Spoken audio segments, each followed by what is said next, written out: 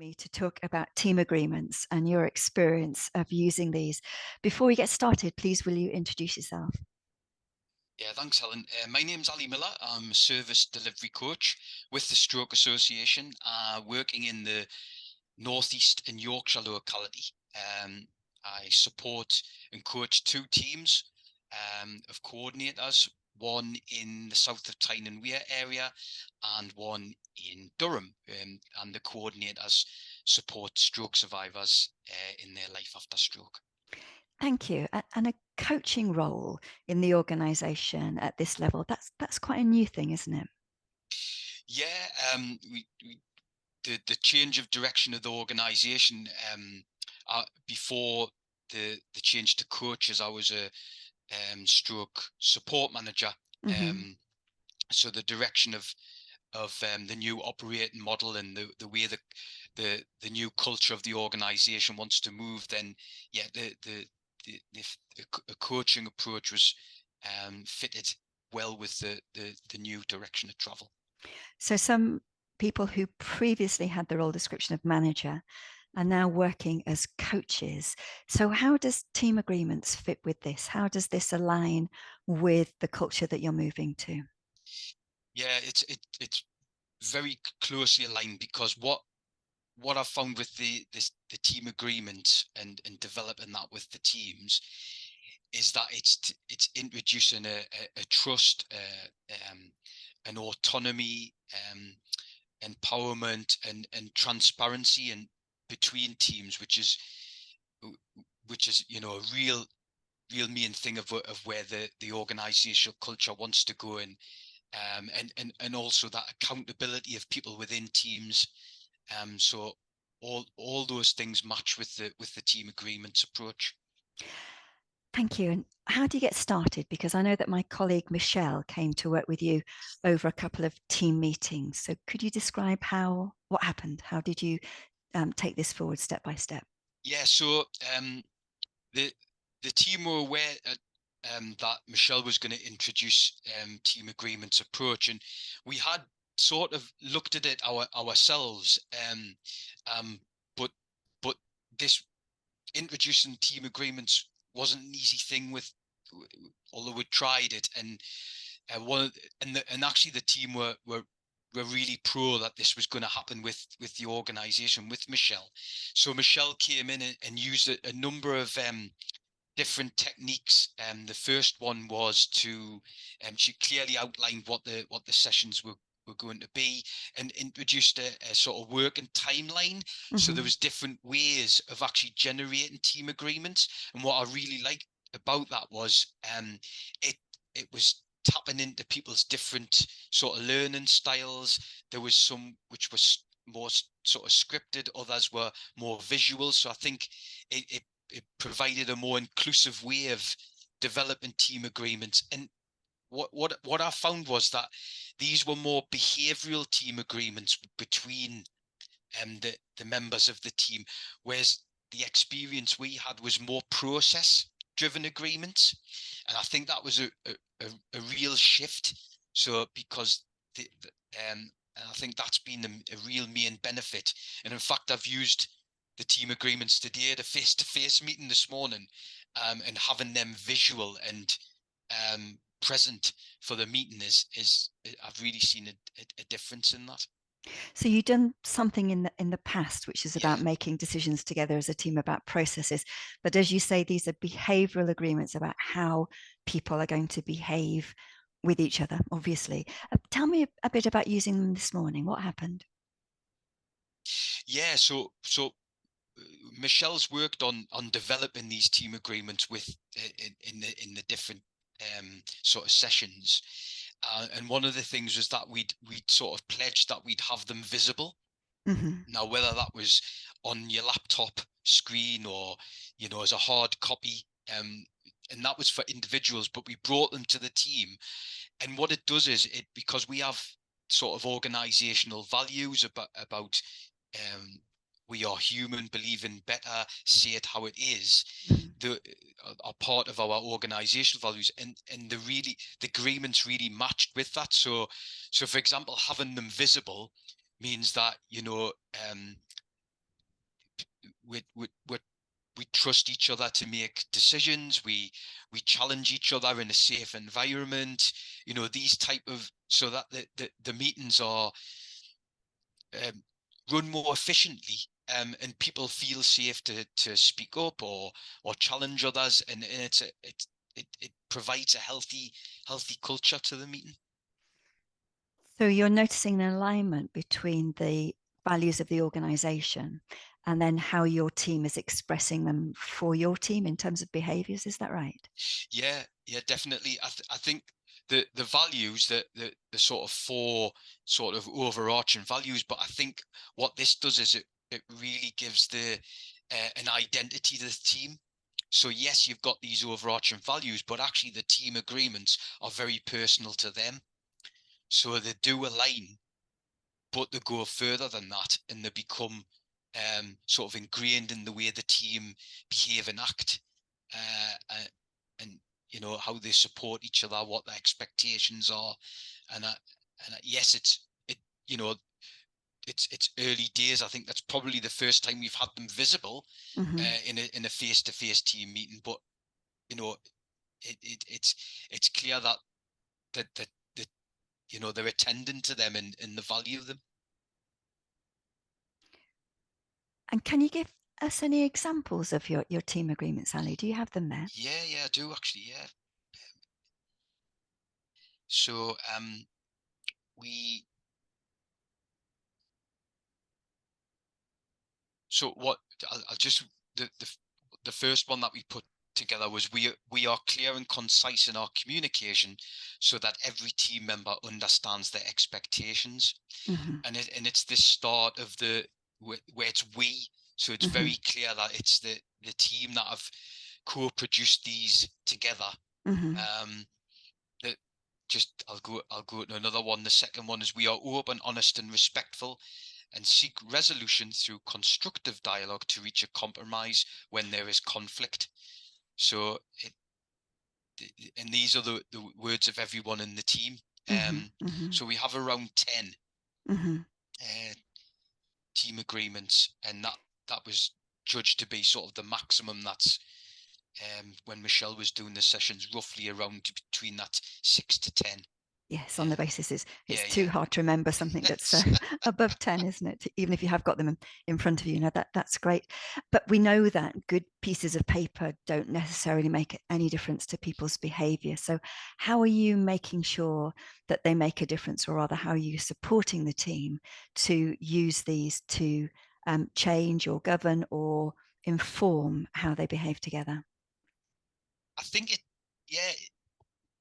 Well, one of the roles I've taken on, and which is going to be fluid through the team, but it was felt that it would be good for me would be to a team agreements champion. Mm-hmm. So very much what I'm ensuring that they're reinforced.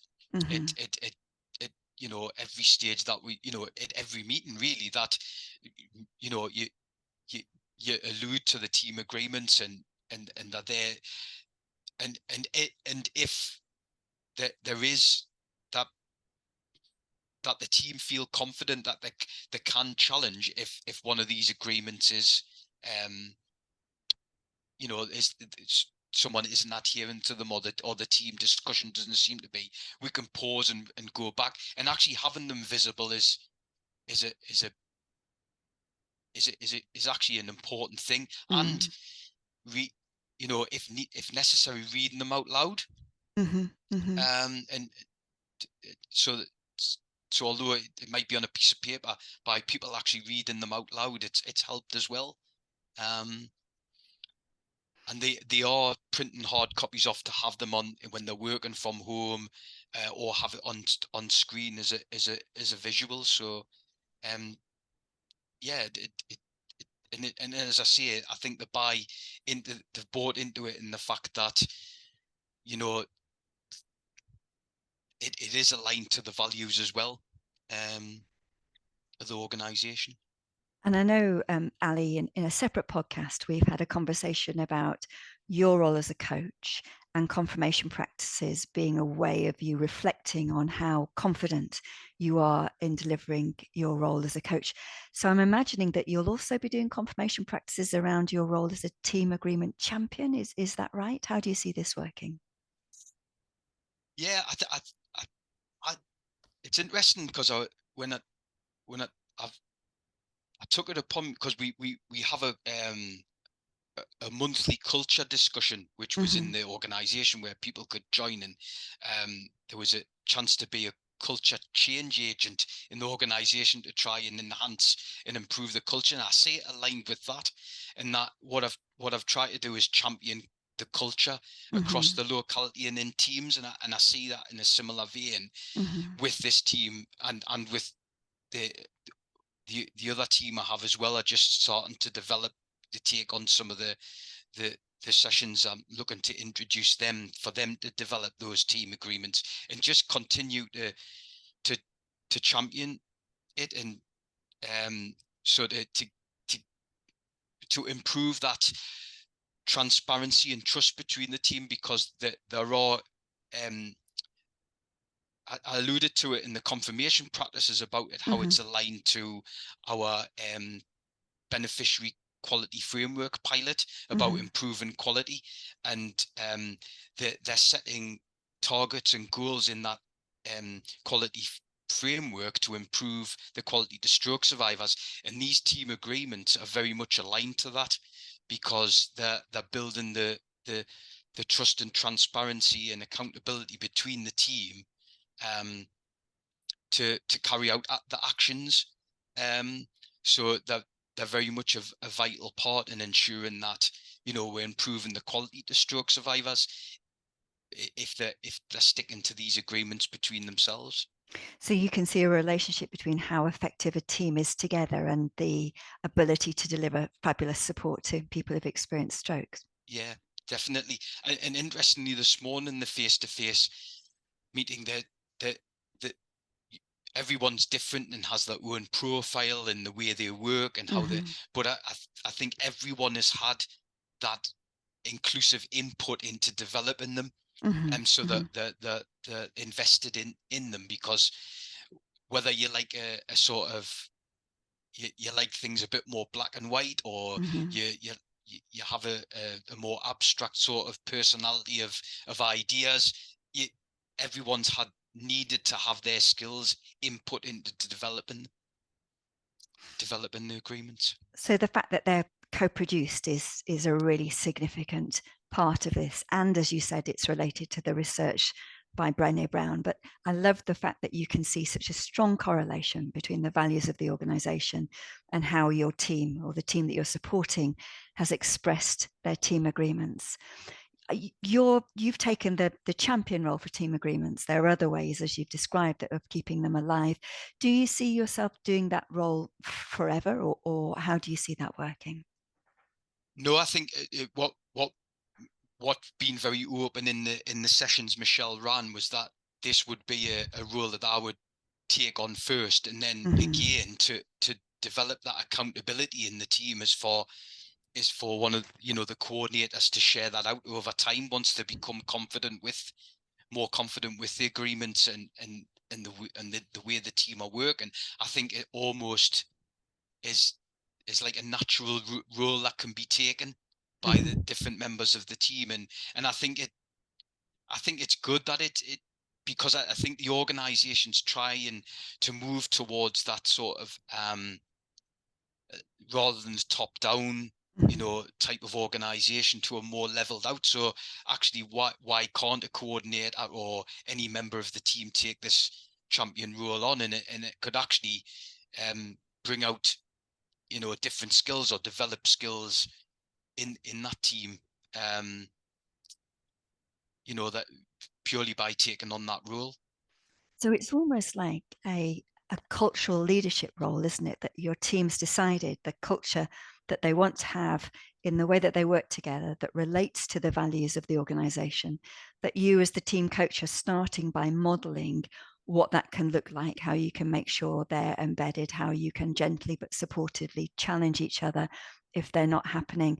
But then the expectation is somebody else will be taking that role, and you will, I imagine, coach them to do that well, and then somebody else will take it after that. That sounds like a very direct and specific way of moving in the direction of the cultural changes that you've described. So what other benefits do you think there might be? Because we're talking about simply a list of statements. Can they really make a big difference in a team? Yeah, I do, because I think